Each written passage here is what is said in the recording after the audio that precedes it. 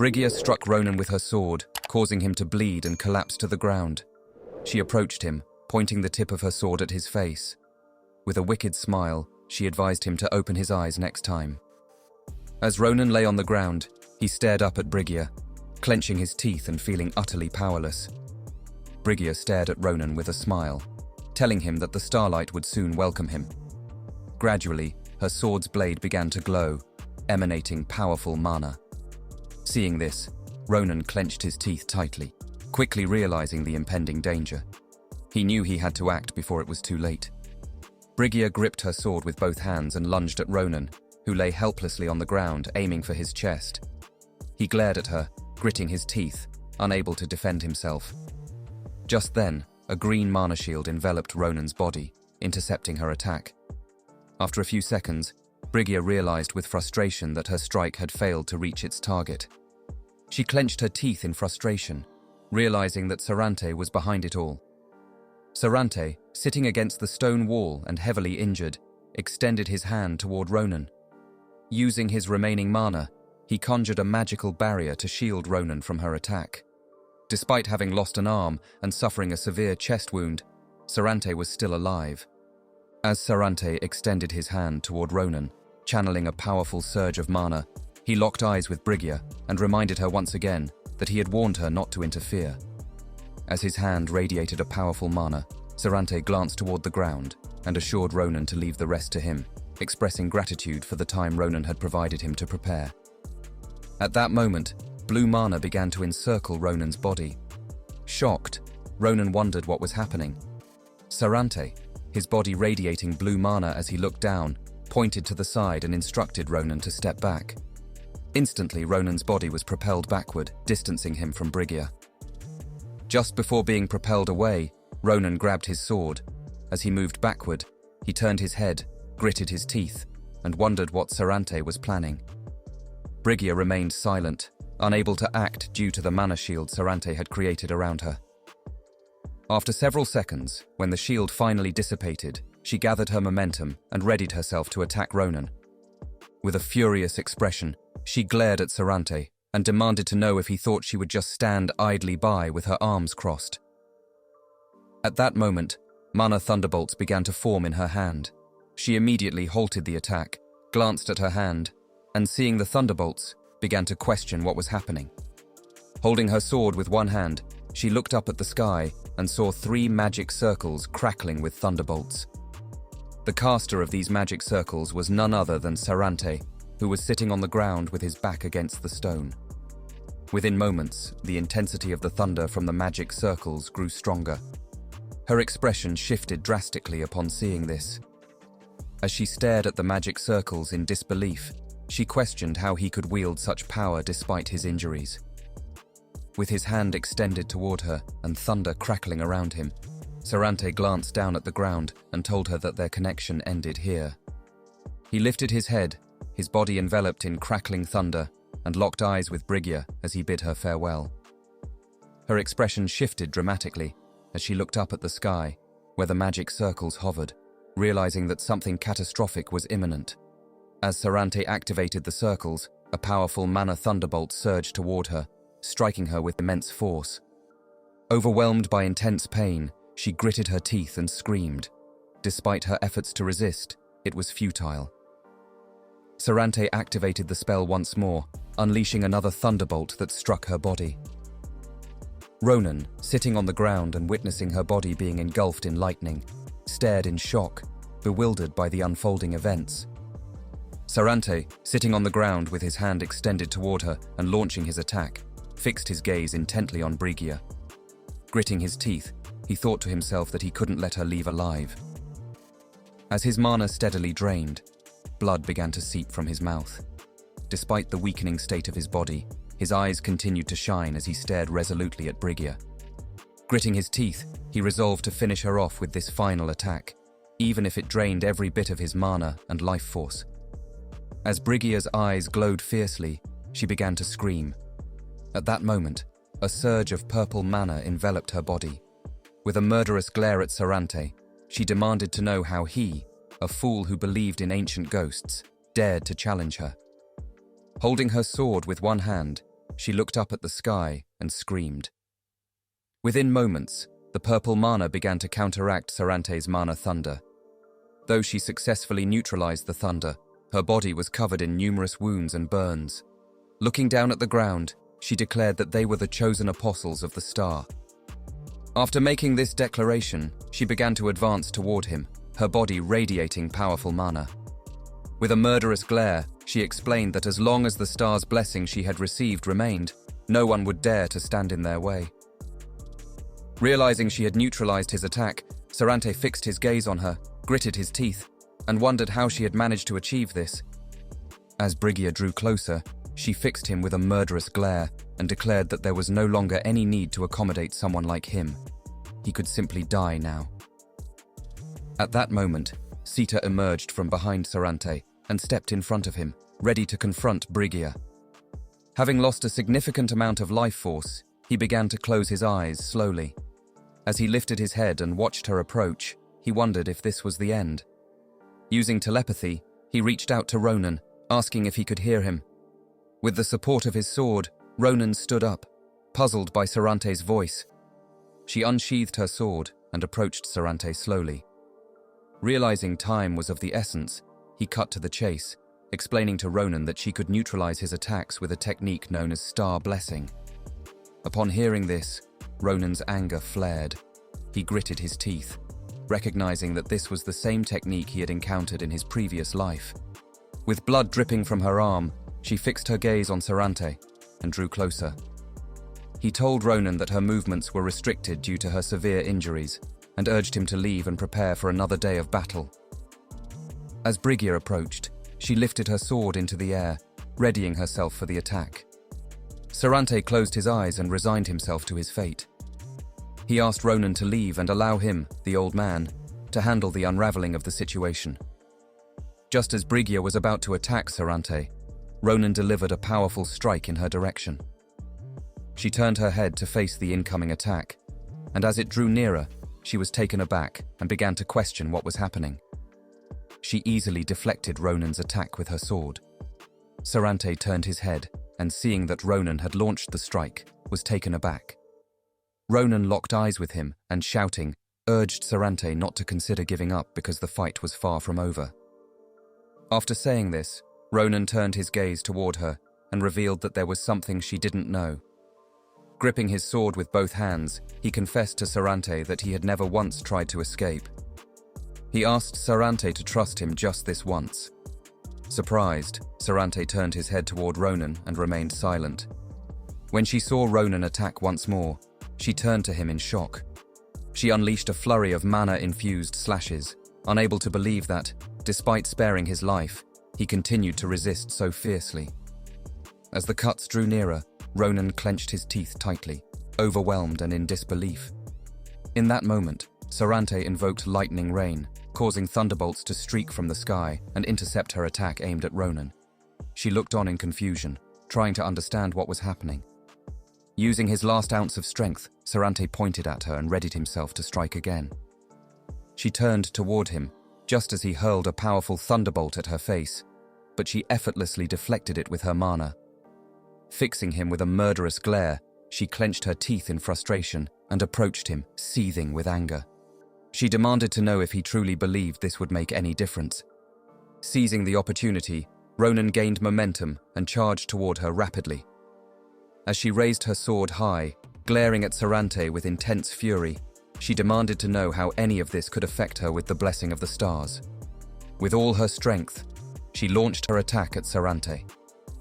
However, just before her strike could connect, Ronan, now at full speed, appeared by her side and, using all his might, severed her arm in an instant.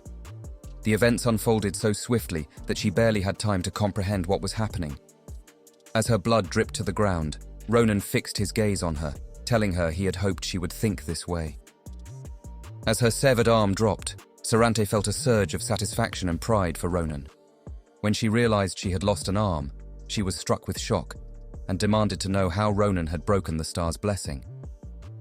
Ronan simply turned his back and replied that no one knew the answer, and questioned if she was truly curious. Her panic surged, and with a look of intense fury, She couldn't believe what had just happened. Before she could finish speaking, Ronan moved with astonishing speed and struck her repeatedly with his sword, inflicting severe wounds across her body. As she staggered and fell to the ground in shock, unable to comprehend the situation, Ronan turned his back on her. With a mocking tone, he taunted her, asking why she wasn't inquiring about what had become of her so-called star blessing. As her blood lingered in the air, she began to fall backward to the ground, wondering if this was truly the end. With her arm severed by Ronan, she rapidly lost a significant amount of blood. As her eyes slowly closed, a deep sense of frustration overwhelmed her, knowing that the day she would finally get her answers was almost within reach. This was the day she had awaited for an eternity. As she gradually descended to the ground, she began to imagine Sarante and wondered if he had found the answer. Moments later, her head struck the ground, followed by the rest of her body, and the impact claimed her life. Her final thoughts lingered on the elusive answer she sought. Ronan, though victorious over Briia and the two-headed ogre, was severely injured, with his clothes tattered and his body both physically and mentally exhausted. Leaning on his sword, he turned slightly to glance back at her lifeless body. The series of cuts he had inflicted caused a pool of blood to quickly form around her. Leaning on his sword, Ronan turned his gaze toward her corpse, realizing how lucky he had been. If she hadn't let her guard down due to the blessing, he would have been the one lying dead. Lowering his head, he stared intently at the ground. In his previous life, no one but him could even graze the giants, who possessed the power to nullify attacks. Ronan stared at his reflection in the pool of her blood, his expression dark with anger as he wondered if Nebula's executives could wield that power under the guise of the blessing. Lost in thought, he was abruptly pulled from his reverie by a familiar voice. Turning his head, he saw that it was Sarante who had called out to him. Despite his severe condition, Sarante was more concerned about Ronan than himself. Leaning against the rock, he used his last bit of strength to ask Ronan if he was okay. Ronan, shocked by the question, immediately asked Sarante if he was all right. Several seconds passed with no response from Sarante. Seeing this, Ronan quickly approached and sat on the ground in front of him. With a worried look, he stared at Sarante and urgently called out to Sita, asking her to use healing magic on him.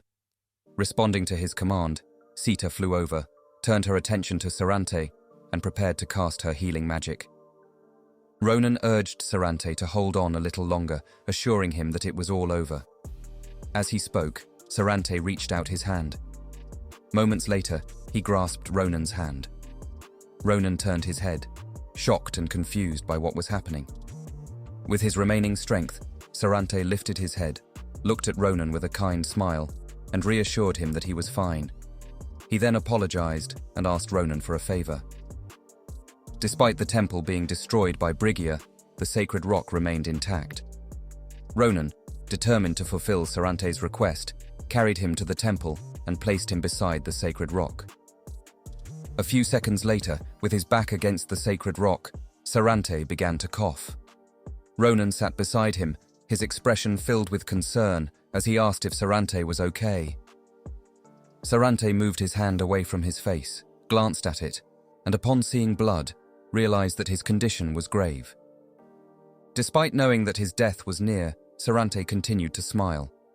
He apologized to Ronan, feeling somewhat embarrassed to show this side of himself in his final moments.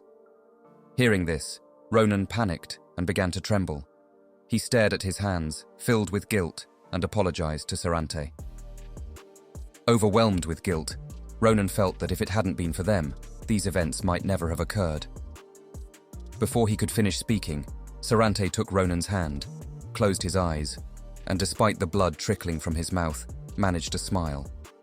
He asked Ronan not to blame himself, insisting that it was merely a matter of time and no one's fault. After saying this, Sarante opened his eyes, tilted his head slightly, and gazed at Ronan. He explained that the fight ahead would be long and arduous. Ronan, looking at Sarante with sadness, couldn't shake the feeling of guilt. Sarante continued, warning Ronan that he would face significant losses and endure many hardships. Despite feeling uncomfortable asking this of him, Sarante pleaded with Ronan never to give up. After making his request, he grasped Ronan's hand once more, closed his eyes, and with a gentle smile, told him that he believed in him. Ronan, overcome with sadness, looked at Sarante in silence. At that moment, the sacred rock began to emanate a powerful green mana. Sarante's body soon began to emit the same green mana. Alarmed, Ronan shielded his face with his arm, closed his eyes, and wondered what was happening. After a few seconds, he opened his eyes, turned towards Sarante, and with a look of surprise, asked what was going on. The truth was that Sarante's body was transforming into rock and merging with the sacred rock. Just before he could finish speaking, Sarante gently placed his hand on Ronan's face. Ronan, stunned by the gesture, could hardly believe what was happening. As Sarante's body gradually transformed into rock, he closed his eyes and with a reassuring smile, told Ronan not to worry about him. Opening his eyes once more, he gazed at Ronan and, smiling, thanked him for becoming his answer.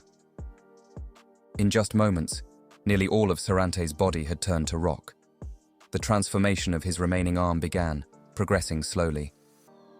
As his body emitted a powerful green aura, Sarante, with his final reserves of strength, assured Ronan that he would continue to watch over him from Senial's side, promising that he would always be with him. Moments later, Ronan lifted his head and was stunned by what he saw. Sarante's body had transformed into an oval-shaped rock, radiating a powerful green mana. Ronan rested his hands on his knees, silently watching the glowing rock. As the sky began to clear, the sun's rays pierced through, illuminating the temple where the sacred rock stood. As Ronan knelt, gazing at the rock that was once Sarante, he whispered a heartfelt wish for his rest in peace. He spent several minutes in silence, mourning his loss. Hours later, he and the others descended from the mountains and returned to their school. Thus ended their first adventure, marked by the sacrifices and gifts that Sarante had bestowed upon them. The following day, Ronan visited the principal's office to submit a report on the club's activities. After reviewing the report, the principal turned to Ronan and remarked that their first adventure had been quite challenging. Ronan, looking away, placed one hand on his hip and absent-mindedly touched his cheek with the other as he replied in a similar vein. Feeling a bit nervous, Ronan spread his arms and explained to the principal that Briia was responsible for the trouble this time. He assured him that things would be better next time. The principal accepted the reports with a calm demeanor, closing his eyes and remaining silent.